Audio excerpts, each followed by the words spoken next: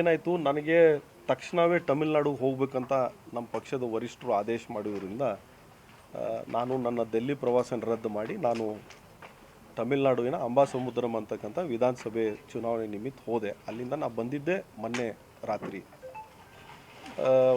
ನಮ್ಮ ಹಿರಿಯ ಶಾಸಕರೆಲ್ಲ ಹೋಗಿ ನಮ್ಮ ರಾಷ್ಟ್ರೀಯ ಅಧ್ಯಕ್ಷರಾದಂಥ ಮಲ್ಲಿಕಾರ್ಜುನ್ ಖರ್ಗೆ ಸಾಹೇಬ್ರನ್ನ, ನಮ್ಮ ರಾಜ್ಯ ಉಸ್ತುವಾರಿ ಆದಂಥ ರಣದೀಪ್ ಸಿಂಗ್ ಸುರ್ಜೇವಾಲೆ ಅವ್ರನ್ನ ಮತ್ತು ಸಂಘಟನಾ ಪ್ರಧಾನ ಕಾರ್ಯದರ್ಶಿಗಳಾದಂಥ ವೇಣುಗೋಪಾಲ್ ಅವ್ರನ್ನ ಭೇಟಿಯಾಗಿ 2.5 ವರ್ಷ ಆದಮೇಲೆ 2ನೇ ಬ್ಯಾಚಿಗೆ ನೀವು ಅವಕಾಶ ಕೊಡ್ತೀರಿ ಅಂತ ಹೇಳಿದ್ರಿ.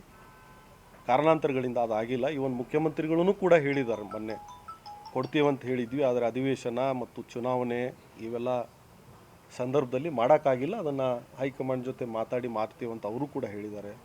ಮಾನ್ಯ ಉಪಮುಖ್ಯಮಂತ್ರಿಗಳು, ಪ್ರದೇಶ ಅಧ್ಯಕ್ಷರು ಕೂಡ ಹೇಳಿದ್ದಾರೆ. ಅದೇ ರೀತಿ ಹೇಳಿದ್ದಾರೆ, ಚುನಾವಣೆ ಆಗಲಿ, ಆದಮೇಲೆ ರಾಜ್ಯ ನಾಯಕರನ್ನ ಕರೆಸಿ ಶೀಘ್ರದಲ್ಲೇ ಪುನಾರಚನೆ ಮಾಡ್ತೀವಿ ಅಂತ ಹೇಳಿದರು.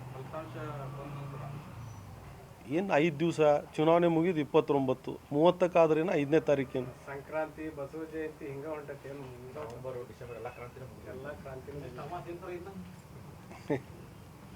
ನೀವೇ ಒಂದು ನಿಗದಿ ಮಾಡಿಬಿಡ್ರಿ, ಅವತ್ತಾಗ್ಬಿಡ್ಲಿ.